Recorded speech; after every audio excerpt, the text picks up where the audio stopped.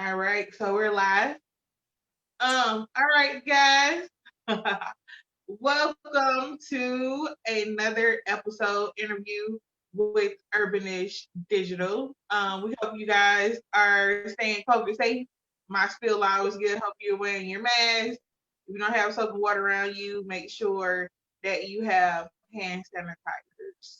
And when you touching everything, going to the store, just even you run to the gas station, touching the pump, you get germs for pretty much everywhere. And I didn't know, um, like wasn't really aware until this really happened of like how much stuff we be touching. And I was Mm-hmm. like, oh my God, we be touching a lot of doors and people can sneeze and, touch. But welcome, Nsleaa Ward. How are you today? Thank you so much for being here with us. Oh, I'm still learning. It's a beautiful day. I'm excited to be here. Thank you for having me. Yes. So I mean, I could turn you up one because when they send things or whatever, people they send me clients or they recommend people, and then I'm reading your just your whole life story of like your being and your existence. It's just like I love people with purpose, with the passion, and then people like, well, you can't change the world. And I'm like, yes, you can. One person at a time, and then when you rub elbows with other people, you make people, think more in terms of what is my passion, what is my purpose, or how can I help be involved with what you're doing. So That's absolutely but right. let's jump into the first thing we was talking about off live when we was talking about the senator, and you said she is the wealthiest senator in the United States. So Yes. let's talk about what's going on with her. Yeah. So Senator Kelly Loeffler, she is. I think she's worth over 500 million. Like they the different sources they vary between 500 million to a little bit over 1 billion. So she is. She's one of the.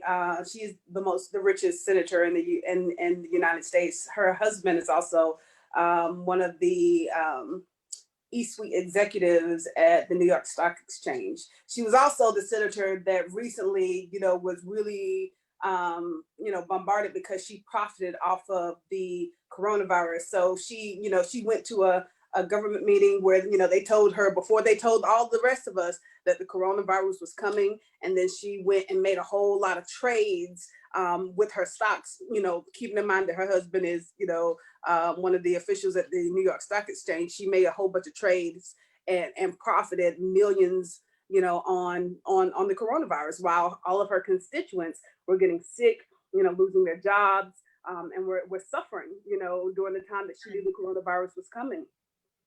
All right. Wow. Wait. I didn't know all this. Right. Teach us. So, okay. Okay, so the richest person, okay, so her husband is in the stock exchange. So Yep. I'm quite sure they're feeding secrets and because they're in the same house. Like you Yes. wake up and you talk to your spouse about what's going on, whatever. And it blows my mind just alone about COVID-19 and that you guys are taking this long to deliver to deliver a second package to your country when you're still getting fed off the land. Yeah. Yeah. And That's there's a lot that, of people getting fat off it in ways that we don't even know about, politically. right, They're having all these fights that's going on in office, and the country is still struggling. And Black and brown people are struggling disproportionately compared to the right, rest of the country when it comes to coronavirus. right. And okay, so I'm glad you brought that up. So Black America, as we've seen statistics and a lot of things that I've seen, because I'm in media, so I have to read a lot more than usual. And I was like, I don't want to read, But that we're literally in 2040, Black and brown people are gonna be broke, like super broke. So the financial literacy of us is so important for us to even take advantage of COVID. Because I know that a lot of us we're looking at COVID as a negative thing. But Mhm. I mean, you still like we have to transition. as well, you know.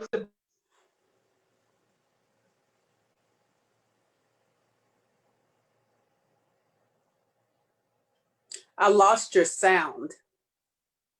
Yes, somebody called me. I need to do not disturb chat. Can you hear me? I can hear you. Yes. Okay. Let me do not disturb. Now I've been sitting here this whole time before I come here with you, and not a peep, not a mouse. Okay. Okay, the next. I'm sorry. So, you know, just the transition, you know, along or whatever. What are some of the things that you think? Because we also we spend $1.2 trillion a year. Um, so what are some of the things that you think that we can do as a community to try to get that wealth to go into our community instead of like within seconds it's going into other nationality hands? Well, I think that, you know, like you said, the coronavirus is a time that a lot of people think is a negative thing, but we can actually create a positive out of this, right? The first thing I'm going to say, you know, just off the back, I'm a business architect. So what I do is I work with small businesses and help them to kind of turn their hustle into an enterprise level. So we go in, we do an audit, and figure out where the leaky holes are, and then we build the infrastructure. And one thing that I'm telling all of my businesses right now, and a lot of them are Black businesses, is to make sure that we monopolize on some of the resources that are available right now. But a lot of people, especially in our community, have still not even had access to apply for the PPP, right? The Paycheck Protection Program. Most of us Right. don't realize that, you know, we have, you know, we have a business, even if that's a hustle, right? Right. So like that is considered a business, and you can file for yourself as an independent contractor. Even, you know, if you have a podcast and you've made money off of your podcast historically, you know, or a radio show, or you're a blogger, you know, you can use that to be able to get access to funds to keep you going, right? I mean, there's, you know, also unemployment, even if you are an independent contractor. If you are an independent contractor and you've been running your business, you know, prior to coronavirus starting, even if it was only 2 months before coronavirus started, then you can get access to these emergency unemployment funds. It originally was about $1,000 a week, you know, which was amazing, you know, for people to be able to get. Now, I believe they've reduced it to about $700 a week, which is still, you know, a good opportunity, but we have to have a plan to be able to use these funds. Once we get these funds, we can't just spend it, you know, and we really don't even want to just save it, because saving it is actually decreasing the amount of money that's in the bank, right? So we have to find ways to educate our community on investments.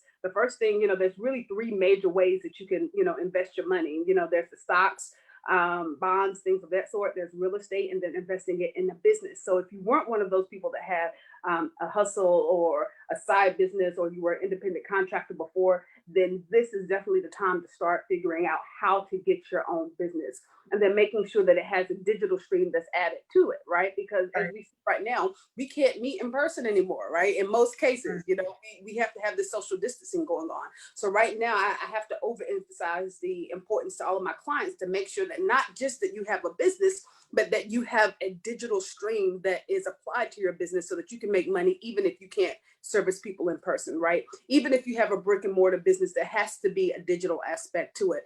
But I think a lot of it also is mindset. I was actually just talking to somebody about this last night, about the mindset of people. What would happen if we did just get, you know, reparations? If somebody came in and was like, you know what, Black people deserve reparation, let's give everybody a check, right? Even if we got, you know, $100,000 or $200,000 for every individual person that had some type of, you know, lineage that was connected to slavery.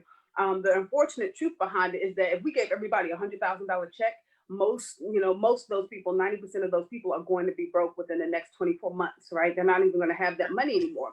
And what we have to understand is that over the last 400 years of oppression that we have suffered, the biggest oppression that we've suffered is our mindset, right? Everybody else was really able to capitalize and understand and start to build generational wealth, but we was kind of blocked out from those avenues from the beginning. So even if you give us the money at this point, because we haven't, as a community, developed the generational mindset that we need to make our communities flourish, the money is going to be gone in a very short period. So in addition, you know, to getting the revenue and the capital, we also really need to make sure that we're implementing generational wealth and mindset, educational opportunities that's in our community that's led by us, Right. so that we can turn that money into something else. Right. I'm glad you brought that up. A thing that I always talk about, I talked about with my mom yesterday as well, about our level of PTSD, our level of the slave syndrome that we also have, and then Yes. our level of us always being in survival mode. Mm-hmm. So, and that's another thing. I was like, in order to build generational wealth, I posted it on my. That's crazy you say that. That we have to get out of survival mode. We have to get out the mindset of, like, oh my God, I gotta hurry up. Like, and a lot of us only have one stream of income. Yes. And then we allow the other person who doesn't have multiple streams of income to scare us straight and say, well, I can't do multiple things. Let one thing work at a time. And that doesn't work, because when that one stream of income goes away, exactly what do you have? Mm-hmm. And then the investment, like you said, a lot of, like, I can attest to that. My money's just sitting in the bank. I don't really have where I'm building the revenue. Of course, I'm on here with you. I'm building this part of the generational wealth, like where my son, he doesn't, have to really build like I had to build when it comes to doing business and that kind of thing. So I don't know. You just made some very great points, made me think about some things. So okay, so speaking of money, our favorite person in the world, Dunny. That's what I call him, Dunny. Daddy. Dunny brought a platinum package for African Americans for his campaign, because basically that's what it's for, nothing more. So, what are your thoughts on the campaign being that I truly agree with you? When if all of us had got receive $100,000, what exactly would we invest to make sure that money, flip back around, and will it be generational? Well, what are your thoughts on his platinum package, which is, as you said, is not really platinum before? Absolutely. So that's a really, really good question, especially because this was I'm in Atlanta, by the way. I think are you in Atlanta as well? I am. I'm in Atlanta. So he was actually just he was in Atlanta a couple of nights ago when he announced this platinum package. But before I jump on that, I want to mention something that you talked about earlier. You talked about PTSD, and for those that don't necessarily know what we're talking about, it's post-traumatic slave disorder. And post-traumatic slave disorder was actually a concept that was studied in depth and analyzed by Dr. Joy DeGruy, and it talks about how because we have been so oppressed and our communities and resources have been taken away from us, we have passed on generational mindsets that don't allow us to progress forward. And when we talk about having multiple streams of income, we have to remember that at a certain point, especially, right after, we started to get out of just the traditional slavery and how we think about it, it was still illegal for Black people to start businesses, right? And people wonder why we're so behind, when it comes to creating generational wealth and investing in real estate and investing in stocks and bonds, because it was illegal. We couldn't even think about it or talk about it in public, So when we talk about, Black people don't support Black people, why don't we have like a little Africa, like we got little Chinas and stuff like that? Because it was illegal for us to do this, right? So, we have passed this on from generation to generation to generation, to the point where, as mothers, we saw so many of our children and our husbands being abused and killed and murdered just for during slavery reading. And then after slavery, it was starting businesses and things of that sort. So we had to go in survival mode because we knew that if they tried to step out of line, then they would be murdered. So they would teach their sons back then. They would say, hey, don't start a business. Just try to get a job with a white man. That'll protect you. Don't, try to, be too smart. Don't, talk back. Don't do this, don't do that, because we were protecting our children and we were protecting our families. And then as generations passed, those children told it to those children, and their children told it to their children. They don't even realize, where it came from in the beginning. They don't realize why they originally started saying, you don't need to start a business. People that have businesses, those are just, unemployed people. They ain't got no job. They bums, things of that sort. Right. Right. We don't understand where that came from because it was originally a protection method that we just passed down, and it's made us deficient in certain areas over the long term. When we talk about having multiple streams of income, a lot of people feel like it's having like all these different jobs. You have to have this job, this job, this job, and this job, right? But the problem about having multiple jobs is that that requires time, and we're still trading our time for money if we're trying to get multiple jobs. And then even in some cases when we're trying to just get multiple different businesses going, but they're all so separated. You might have a clothing store over here, and then over here you're selling prepaid legal, and then over here you're selling something else, like, and they're all just completely separate from each other. And then we start to feel like we're overwhelmed because we got all these things, and all of them require 40 hours a week, and we just don't have enough time in the week. And then we don't master anything because we're doing too many things. We have to understand that when we're talking about 7 streams of income or multiple streams of income, that we have to have connected streams, so that now in the beginning, when you're first starting off, most of them require work, right? In the beginning, you put in 10 units of energy and you only get out 1, but you want to make sure that whatever you're putting those units of energy in is something that later on down the line, you'll be putting in 1 unit of energy and you're going to get out 10. Right. And it's best that they have some type of connection, so that when you put energy into one, it's automatically triggering all of these other streams of income, so that we're not multiplying our time in the long run. Right. Regard to the platinum plan, as I said before, I want to honor the fact that he's even brought it to the table, right? Because a lot of people and presidential candidates have not even brought a plan for Black people or an agenda for Black people to the table. So that's the first thing. I'm not saying that I'm a Trump supporter, right? So I'm glad that he's brought it to the table, simply because it's going to first force any other candidate from this point forward to have a conversation about a Black agenda. This is really important to me also because you guys know I'm the chair of the International Black Business Agenda. So it's really important that any candidate that is coming to the table to have a conversation about the Black agenda or the Black business agenda.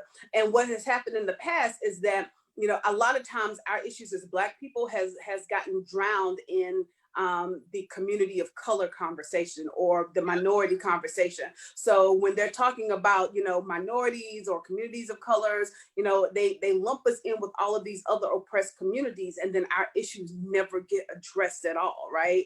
They bring out this legislation that helps a lot of other groups, and Black people are left with nothing, right? Because they lump us in, and they're saying, oh, Black people benefited for this. You remember we had that minority, package, back in 2012 or whatever the case may be, and we didn't benefit from it because we were in with everybody else. So I'm glad that he specifically addressed Black people, and talked about an agenda for Black people, because this is going to set a precedent to make sure that any candidate that comes to the table has an agenda for Black people. Now, the agenda that he has brought for Black people, I do not think is sufficient, and I think a lot of it is rhetoric. A lot of the things that he's put into this platinum package. First of all, I'm a little insulted by the name. Right, I'm a little insulted by the name, right? Because I'm like, okay, what makes him think I would be okay with a platinum package? you know? And I'm like, how was that rolled out red carpet platinum for what you're offering? And then on top of that, everybody's not going to benefit from it. It's stipulation every time you roll out something. And see, that's another thing. I'm like, you want people to get ahead, but you're not really putting things in place for us to get ahead. It's always, as Martin Luther King said, we got to pull ourselves up by the bootstrap, So it's like I still have to piece my life together or run over here, to get it done, which is crazy. But 2 things I know that people should be doing during this pandemic is making sure you are being, whatever state you live in, to go ahead and get your business started and register with your state, and then to also be working on your credit. Yes, absolutely, You absolutely. know. There's definitely some secrets, that's not passed on to us. This is that generational wealth, mindset that we were talking about earlier. There's secrets that have not been passed on to us as a community. First of all, yes, even if you don't want to start your own business, but you're starting it, just so that you can have the benefits of starting your own business, you should start your own business. First of all, there's a lot of tax credits that you get. You can write off everything, almost everything, as long as you have a business meeting that associated with it. Every time you take your kids to dinner, you can write off, that dinner. Every time you meet with a friend and you mention your business, you can write that off. Every time you go on vacation, you don't no longer need to have, vacations. You need to have business meetings or business retreats. I'm actually going on a business retreat with my family, Come um, on, yeah, in Tennessee, oh, um, okay. and we're going to write up because you can get business credits and deductions for that later, and it can double and sometimes triple whatever your refund that you were going to originally get. But a lot of people don't know this, especially if you're just going to a basic, tax person at H&R Block or Jackson Hewitt. A lot of them don't understand the tax credits and the benefits that come along with having a business. You need to go to somebody that is specifically experienced in businesses. Even a lot of CPAs, if they haven't dealt with a lot of business clients, they don't understand all of the business, all of the benefits of having a business when it comes to taxes. But I've had clients, that come to my firm where it was a difference between where they were originally getting, $1,000 and now they're getting $10,000 simply because Wow. added a business into their taxes, right? And you want to make sure that you have all the paperwork for that business as well. So that's what we help a lot of people with, is making sure that they understand how much money they could be making, or saving when it comes to their taxes. In addition to, like, if you have children, like for example, you have a podcast right now. If you interview, your son, depending on how old he is, or even if he's, take pictures, as a part of your podcast, you can put your son on payroll. You can put your son on payroll for up to $12,000 per year, and it increases and decreases Right. a little bit each year. But that $12,000 will save you, depending on what tax bracket you're in. That could save you thousands of dollars, because you're deducting that, right? And you don't have to Right. necessarily give him a check, for $12,000, but things that Right. you're buying for him, whether you're buying clothes for him, whether you're paying for school, paying for outings, paying for food, whatever it is that you're paying for, all of that contributes to that $12,000 that you're paying him a year. That now allows you to write that off on your taxes, and you can do that with all of your children. And your children never, as long as they make under $12,000, they don't have to file a tax return. So that's Right. $12,000 that you can just keep for yourself. So there's a lot of benefits that comes with creating a business that and like you said, everybody needs to go and they need to get their state registration. They need to get their federal EIN. They need to build credit. Yes. There's also some secrets that come along with credit that we don't really understand. I was actually talking about this with a close friend of mine last night as well. One of the biggest secrets that a lot of people don't know about credit, like we tell a lot of people when they say, when you Google, repairing your credit, and getting your credit together and things of that sort. A lot of times all we see is about the dispute process, or paying off your debt. That's what we see Right. most of the time. And that's what a lot of credit repair companies do as well. They go in and they dispute your debt, or they'll tell you to pay off certain things. But there's things that, a lot of people don't know about that are boost your credit score instantly, in a matter of, days. You can get an increase of 100 points or 200 points. And one of those is called piggybacking, right? Which is where if you get somebody that has had good credit for 10 years, 20 years, 30 years, like your parents or your grandparents, they can Mhm. just add you on to their credit card as an authorized user. And you never even have to have the card. You don't have to have a credit card at all. They can just add you on as an authorized user, and then it'll automatically give you 30, 20, 10 years of good credit on your credit report. So it can Oh, instantly allow you to go from, a 500 credit score to a 700 credit score, simply because your parents or your grandparents or somebody else, added you on as an authorized user because they've had a credit card so long. 30% of your credit score is actually your history, how long you had, particular lines of credit, right? Now, a lot of people have the issue that, they don't know, like, especially when you talk about, Black people in our community, we might not have somebody in our family, you know, that had good credit or had a credit card for 30 years or 20 years. There's other Right. secrets outside of that, right? You can purchase trade lines, right, for Right. $1,000, $500, $600, $700 that already have 30 years behind them or 20 years behind them of good credit, and it'll automatically boost your credit credit score as well. But that's not shared with our community, to the point that now, like, over 70% of people in our community are walking around with bad credit scores because we don't Yeah. have the insider secrets, knowing that we can make this purchase and get our credit right in a couple of days. Right. Yeah. Well, come on and teach me. Where our chalkboard at? Look, I can't wait to talk about protesting and stuff like that, right? Talk about Right. But this is so important because this is the thing is protesting is great. Making sure we get out and vote for the right officials. I got tongue tied. Officials to get in and make sure they're doing what they're supposed to do. But no matter what, that's always going to be consistent is our money and our credit and our lack thereof in our community. So all the components yes, are so true. So I'm like, we can build together, you know, yes, and make sure, you know, that we're doing stuff. But like what you're teaching is basically like group economics as well, yes. because it's important for us to be with people who are doing our credit, or, you know, people like you. And then also, you're a doctor of law for you studied the criminal justice and the financial literacy of the law as well. Um, so being that, you know, that's something that you have experience, and I know you talk till you turn blue in the face to our community and your client about, you know, making sure that they stay on the right track when it comes to those type of things, you know. And like you said, it's not, you know, rolled down to us, and we're always in survival mode. So as a parent, you're thinking about, what is my child going to eat?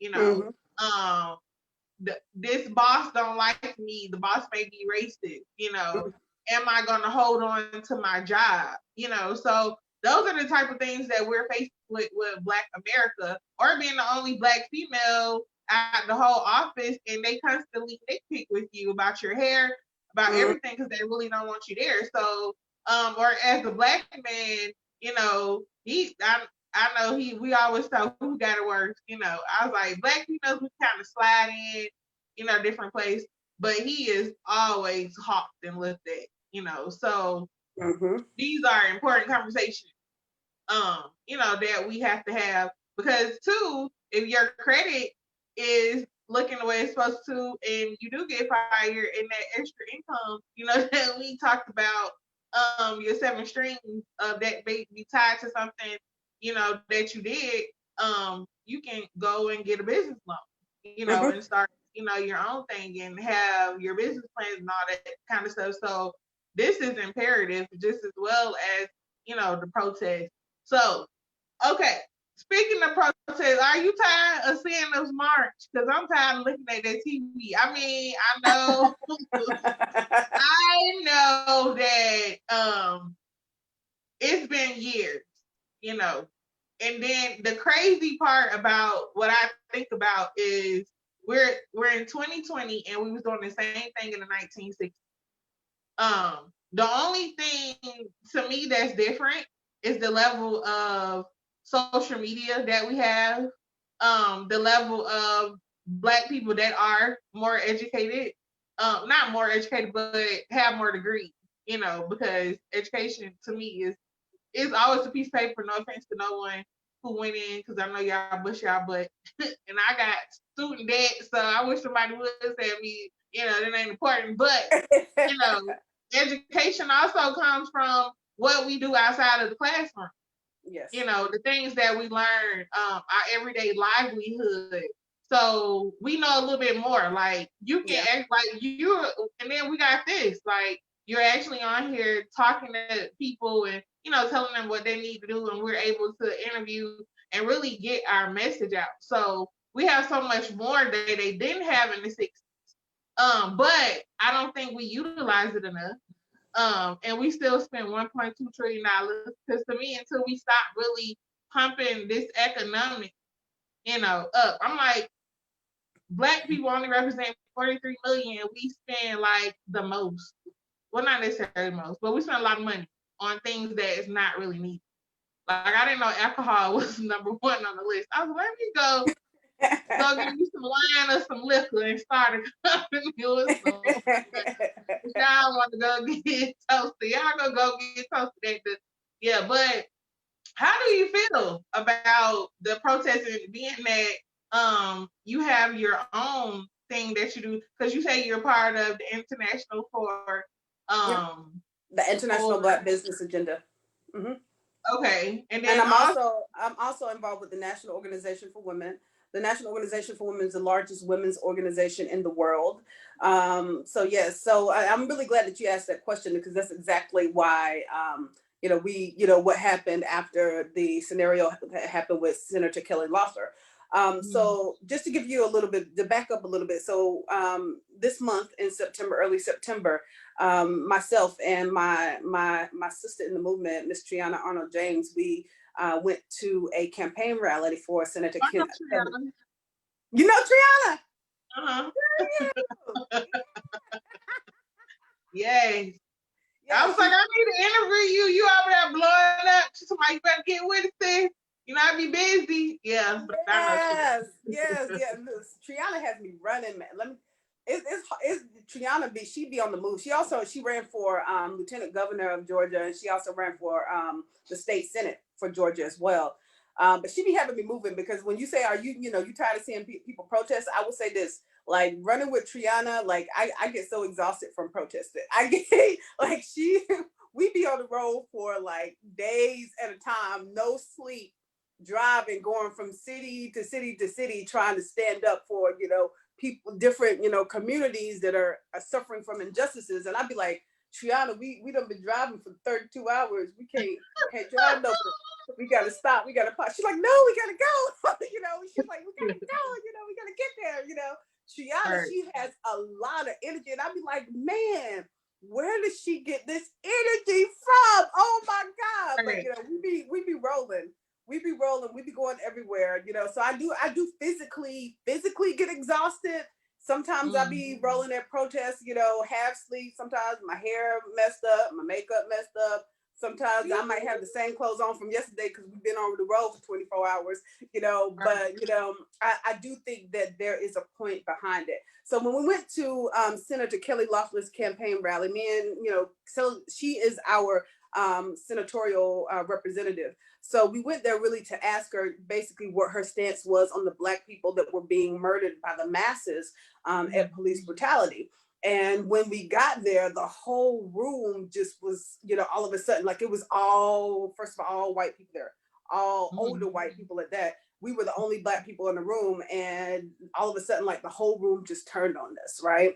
So, as soon as we asked that, the first you could hear a pause, because they was like, did she really just ask that question? Yeah. And we're like, well, we're constituents. We want to know what you're doing about this. We're Black. We want to know how you're going to protect us as Black lives. They then all of a sudden they started yelling, all lives matter, like collectively everybody started saying all lives matter. Then they start saying Kelly. Some people were even trying to get a chant going saying Black lives ain't shit, which oh wow, it wasn't about to go down. They started to surround us.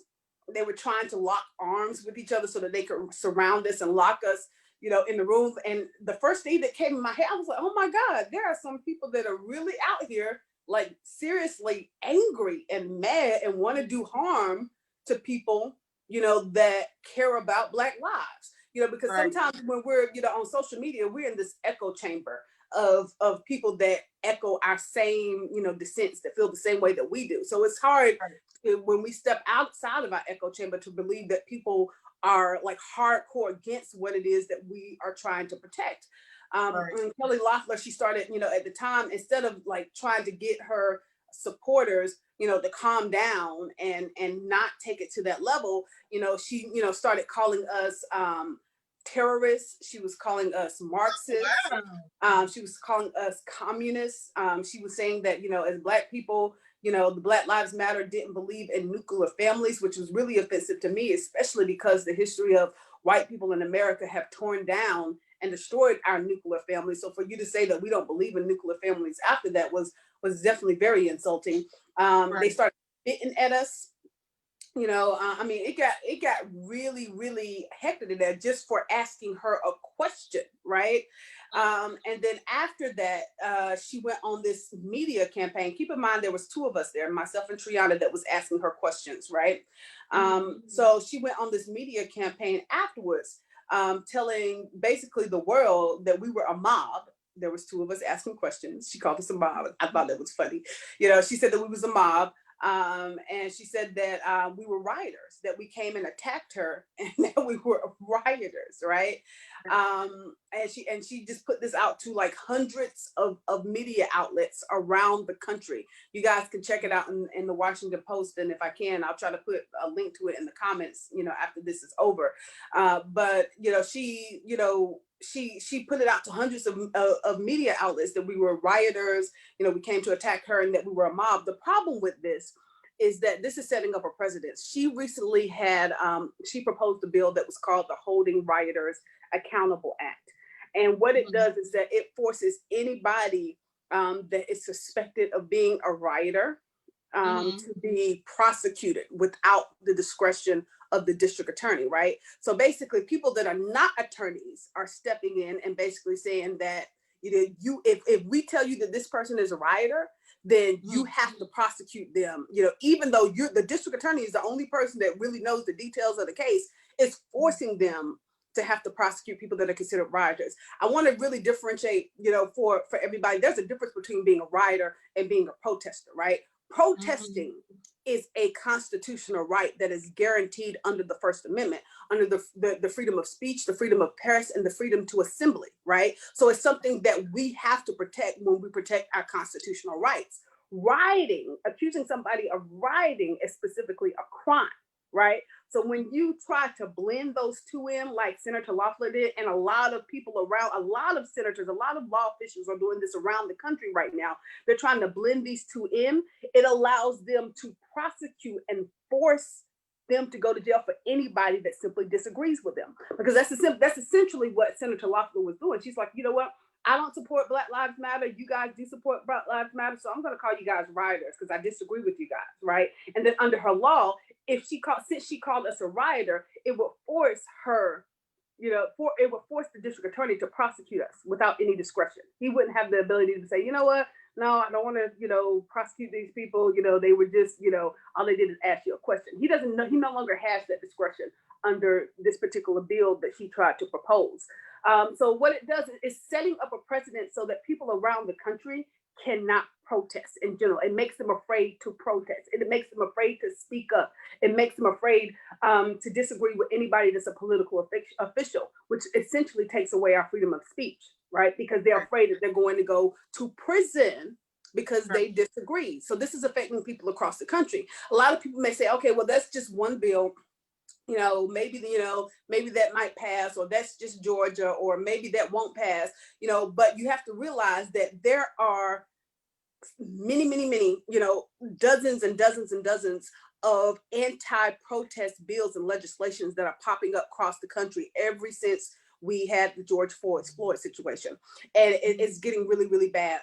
Currently, Tennessee, they're proposing anti-protest legislation that makes it where you can go to prison for up to 6 years. It becomes an offense that is a felony, and it can take away your voter rights, right? And this is what people are actually, trying to protect right now. They're trying to protect their voter rights, and they're trying to encourage criminal reform. So when we have these anti-protest laws that are coming up around the country, popping up everywhere around the country, it's taking away their right to vote, and it's taking away their right to influence any type of reform in this country. Michigan had a piece of legislation that classified rioting as terrorism, which is crazy. I mean, South Dakota had one that increased the penalties. West Virginia had one, Mississippi had one, Alabama had one, Louisiana had one that said that basically if you participate in protesting, that they can give you up to 15 years. There's many states around the country that is creating some type of anti-protest legislation that's infringing on everybody's right to be able to speak up about what's going in government. Now you asked about, basically, you were saying, do we really feel like protesting is actually doing anything in our country? I'm going to be the first one to say that I've always believed in revolution. I've always hardcore believed in revolution. And I do think that, coupled with protesting, we have to have some type of extraordinary acts that are happening in addition to the protesting, because sometimes, we feel like, man, this is not, changing anything. We just marching, getting tired, and then they go tell our black asses to go home afterwards, so it gets super frustrating. But I will say that protesting does have an effect, and I'm gonna tell you why. Now, I would say about 10% of protesting, we see a short-term benefit, right? The short-term benefits that we've saw, since George Floyd is that, in Minnesota, the city council decided to get rid of the police. They actually defunded their police and instead put in a community-focused policing system that didn't include police officers, which I thought was absolutely amazing. The governor actually issued a reform bill, as well as the sheriff actually pulled out of negotiations with the police union. So it definitely, created a short-term benefit, seeing so many people that cared about Black lives and that were standing up across the country. But that's just a short-term benefit. The short-term benefit is only about 10% of why we protest. There's a long-term benefit that people, it's hard for us to see just in our lifespans that happens, right? Because it may be 10, 20, 30, or 40 years before you actually see the benefits. And the biggest benefit of protesting is that it changes the minds of the masses. What happens is that when you see a lot of people protesting, it lets the general public as a whole know that there's more people that care about this issue. When we don't see a collective force, a lot of times we have a tendency to think it's just us. Like when we don't see when we didn't see all of these people on Facebook and on video, like showing Black people getting murdered and killed, what would happen is that they was like, you know what? This person must have been doing something wrong, or that person, he must have been disobeying an officer, or police officers don't really, be trying to manipulate cases and plant evidence. That's just seen on TV. Y'all are just exaggerating. Like when we don't see collective forces talking about it, then we start to believe that it's just an isolated incident. Protesting is gathering people together to let them know this is not an isolated incident, and it opens people's minds up to say, okay, wait a minute, this is happening at a mass level. And once they can see that things are happening at a mass level, it starts to change people's mind as a whole.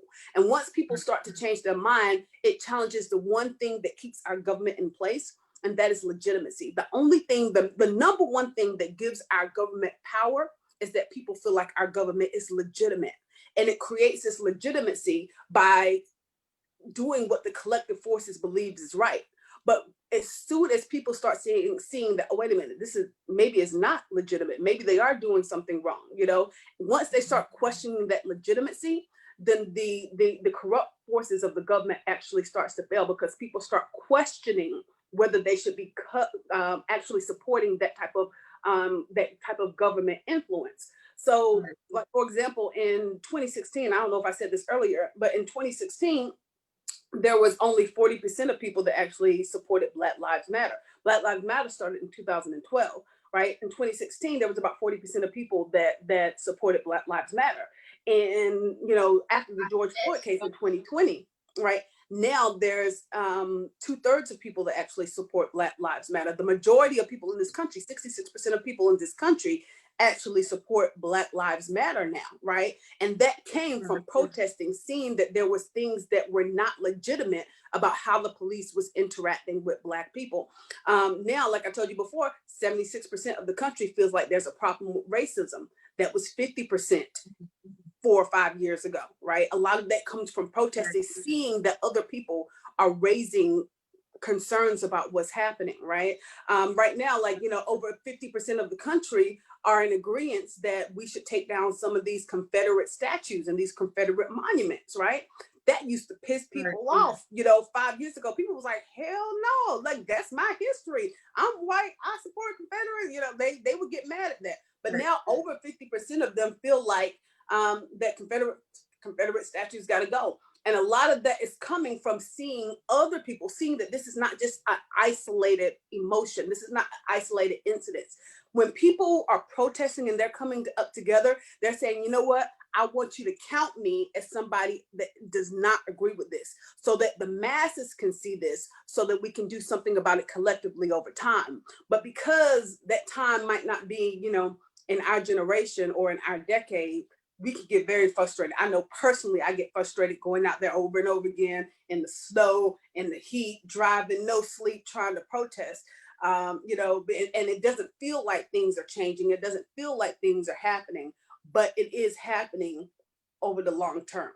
So yeah, I definitely think that protesting is important and we have to keep doing it. In addition to the other actions, I think that the revolution definitely needs to happen as well. All right. Yeah. So being that you just went down the list, I see why. Look, the crazy thing is, even though, like as you said, like you get tired because you actually physically are doing it. I'm sitting on the sidelines and bringing on people like you, and televising what I know and what I'm researching, and of course educating myself more and more about our history, because that's the thing. What people say, but that's in the past. But I'm like, our past has never left. So you can't change something that we're still consistent in the middle of as well. And so that like they tell us, to get over certain things, and oh, it's not segregated like you think it is, this and that. And being from, I was born and raised down south. I don't know, where are you from? I was born in North Carolina, but I spent most of my adult life in Colorado. In Colorado. Right? We ain't have that much there. How was it? Right. How was it there? Now, I lived in Omaha, Nebraska before. So wow. Yeah. I can't talk about you because Colorado is a more popular site than Omaha. That's true. But how was it living in Colorado, being the things that and the things that you went through and saw?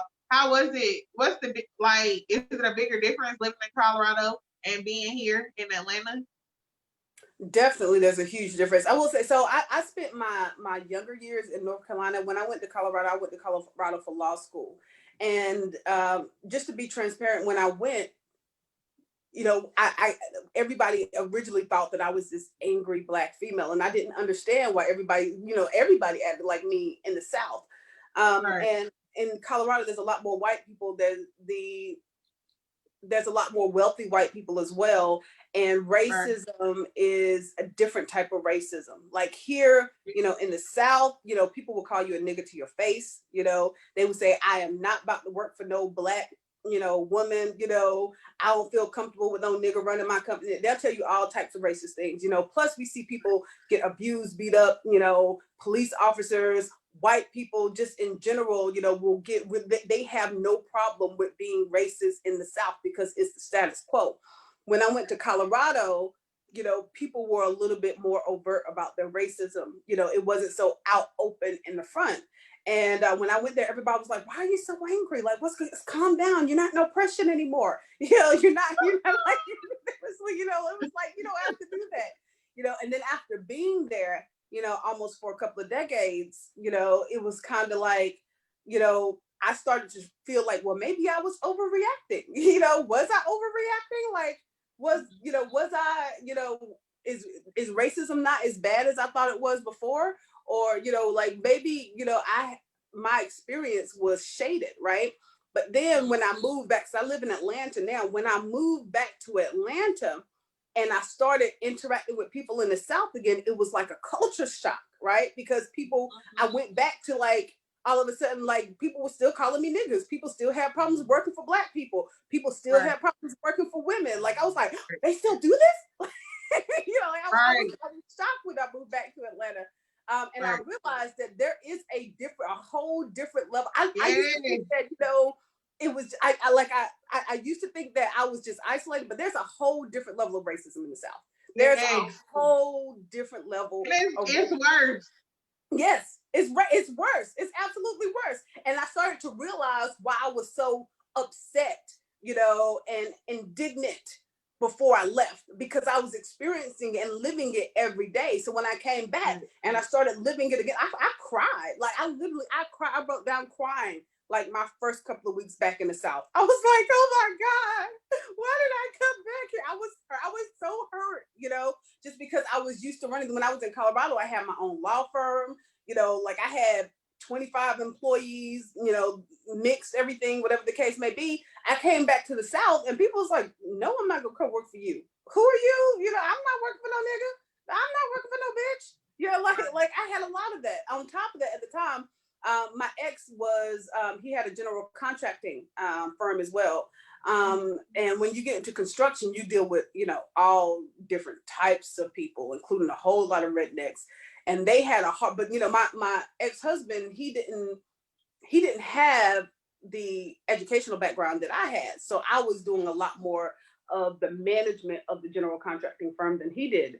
And, it was a lot of rednecks we had to deal with, and they were hardcore, like not happy about having to work with a Black female in construction, like they were just, so there's definitely a different level of racism, that we are fighting that the rest of the world does not know about. Like, honestly, people that are in other parts of the country do not, the reason that they are so apathetic and the reason that they feel like sometimes we're overacting, because they don't know the experience of racism that we experience in the South. The South is a whole different beast.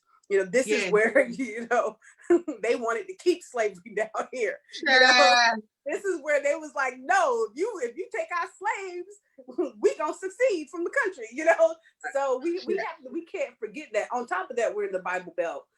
So we can't forget that there's a whole different level down here that the rest of the world, the rest of the country do not know that we experience. Yeah. And it's mainly Georgia. Well, I can say South Carolina, Georgia, Alabama, Mississippi, Louisiana. Of course, Texas. But of course, Texas have a different culture vibe because it's closer to the West Coast. But mostly all of us, like, in Tennessee. Yeah. It's a mess. Yeah. It's a mess. And you brought up something that just struck a nerve when you said that you were a grade A Negro. Look, I found out that I'm one of them too, right? So that means that white people view you in a different light. Mm-hmm. So they treat you a certain kind of way where they feel like that you are a certain type of Black person. So when I stayed in Omaha, that is what they treated me like, especially down south as well. Because like I was in Douglasville, and a lot of people, Douglasville is like 15 minutes away. I was working out there as a contractor, and these people got Confederate flags on their truck. They got Confederate flags inside their shop, like in their business or whatever. And they treated me like a queen. And everybody white. Most of them are Caucasian, and it's because they didn't view me as the Black person. They feel like all of us be having our hand out, like we don't work hard enough. Well, I don't know why you're complaining, and then that's why a lot of us, we don't understand. They feel like this is America's a free country, and you're on that level because you want to be on that level and not because of your color of your skin, because I don't see it that way. And not knowing that the person made because you like me and you're not racist and your family didn't raise you like that, but your counterparts were raised like that, And like one of the guys I work with, he actually was a member of the KKK. And he had a Confederate flag, and we always got into like discussions. We never really argued. And he was like, you know what? I love you. And it threw me back, and it shocked me in a sense because he was almost 70, and I'm like in my 30s. So, and like that, even that time difference of how he grew up or whatever, but then he still was used to black people, because he's still not considered the status quo white American that has a whole lot of money either. Because, that's a whole different beast of Right. a white person as well versus, with like the people who busting their butts like the rest of them. Mhm.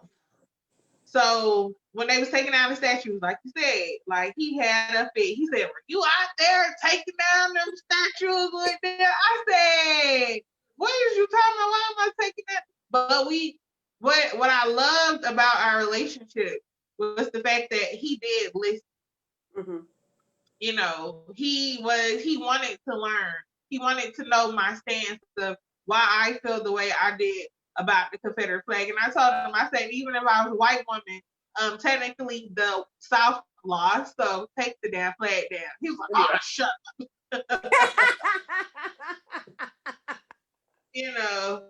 And it's just, it's crazy, just the level of racism that we have down south, like you said, and like you was in Colorado, so you was in a bubble, and that's why I said you're like when we're away from the south, you're literally in like this perfect world, this perfect bubble, and you don't feel like, okay, I'm a black woman, I gotta prove myself, because to them a piece of paper, like you on paper, is what matters to them. These are the credentials. You are a doctor of law. You got this experience from criminal side, from financial literacy. They don't see you like, oh yeah, this black woman thinks she all that and who she think. They don't feel like that.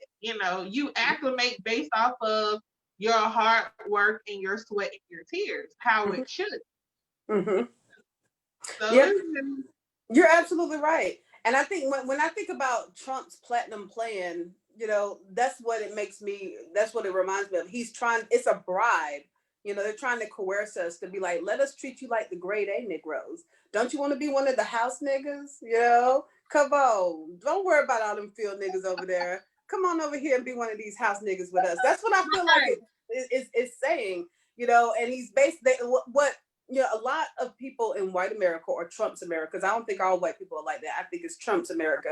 They're kind of like, well, why don't you just become a house nigga? You'll be treated better. When in fact, what we're trying to do is we're just trying to be treated like humans. Like they feel like we should be satisfied with being the grade A Negro or the house Negro. And don't worry about them other field niggas that keep getting arrested and keep getting murdered and keep out there protesting, Right. Get them, come be a house nigga. You'll get treated a lot better. And sometimes when you're doing well, like it puts a lot of Black people in this complacency stage where we feel like, well, I'm being treated well. I'm being treated good. I have my house, I have my job, I have my car. My kids are in good schools. Why are you guys making a problem for me, right? Not realizing that there's a lot of other people out there, right? You've been right now. That's because they're giving you a privilege of being this house nigga right now. Right, they're giving you the privilege of being a house Negro, so you don't see what's going out in there with the field Negroes, right? No. You don't see it no more because you're in your bubble now, right. So we have to realize that at any point, even the people that's in that bubble right now, they can come and pop your bubble, right? Ooh, and we're trying they love popping them bubbles. Yes, we're trying to make sure that when that bubble does pop, because it will pop. It might pop for your kids. It might pop for your husband, your sister, your mama. We don't know who's going to pop it, but it will pop. Right. We want to make sure that the world is livable, for the people when they get out of that bubble, because you're going to have to come out of it sometime, right? So that's exactly what I feel about his platinum plan. It's a bribe that's not even really a bribe, because like I said before, to you before, a lot of the things that he's offering in this platinum plan are things that he took away in the first place, right? So he's basically, he's not telling you that he took it away, but if you look at his history and you look what he's done politically, you see that these are things that he actually took away that we originally had. So he said, oh, I'm gonna give you all the stuff back I took away from you if you vote for me, or he's offering things that's going to happen anyway, and he ain't got nothing to do with it, right? And then the Right. other ones, the other things in there are things that are just so vague that you're going to, it's kind of like, how are you going to do these things? Like I said, I'm glad that he's brought this platinum plan to the table because it's going to force everybody to come up with a Black agenda moving forward. But Right. it's not sufficient. He still has a long way to go. And I don't think he's going to get there before the election. Right. Wow. But it has been a pleasure being with you. It has. Yay. I can have you on here for hours. You got to come back. Yay. I would love to come back. We could talk about a whole lot of different things. We'll talk about, the generational plan for building Black wealth next time. Yes. We touched on that a little bit in the beginning, but we can come up. We'll talk about our blueprint. Yes, I'm ready. So let us know, where can we find you on all social media platforms?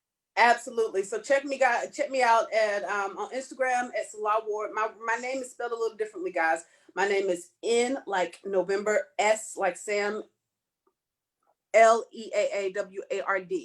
Nsleaa Ward. Nsleaaward. So that's my Instagram. And then my Facebook is Nsleaa Ward fan page, right? Because Nsleaa Ward was already taken from my profile page. So I had to do fan page. So Nsleaa Ward fan page, you guys can reach me there. I would love to connect with you guys. I also check out, I did a TEDx a few months back on diversity and inclusion. So you guys can check out the TEDx talk. Just you can Google my name on YouTube, Nsleaa Ward TEDx, Nsleaaward. And yeah, I love to connect with you. You can inbox me, whatever. I respond back. If you got a protest, something going on that we need to rally for, let me know. And your website, where people can also come be a client. Yes, absolutely. So you can check out the firm, www.ninavafirm.com. That's NINAVAFIRM.com, ninavafirm.com. We are a business architect firm, me and my partners, and we focus on like taking your hustle from, hustle to enterprise. The first thing that we do, with the company is we go in and we do an audit so that we can build your infrastructure. We also put business owners on stages across the country, touring at colleges, universities, and conferences so that you can become the authority in your industry, in addition to making sure that you have an amazing infrastructure that's going to last for generations so that you can have a company that you can actually give to your children and it's going to have some type of value. Right. Well, thank you so much for being with us here on Urbanish Digital, Urbanish Radio, as well, Urbanish Podcast, all things. So guys, make sure you are following us on all social media platforms. Also here on Facebook, if you're looking at it. So make sure you go and click the like button so you can follow us on all these amazing interviews and things that's going on in the community at urban.ish, and also on IG, it is urban.ish radio as well on IG and on Twitter, Urbanish Radio. So until the next time, make sure you guys are staying positive and COVID-19 safe. All right.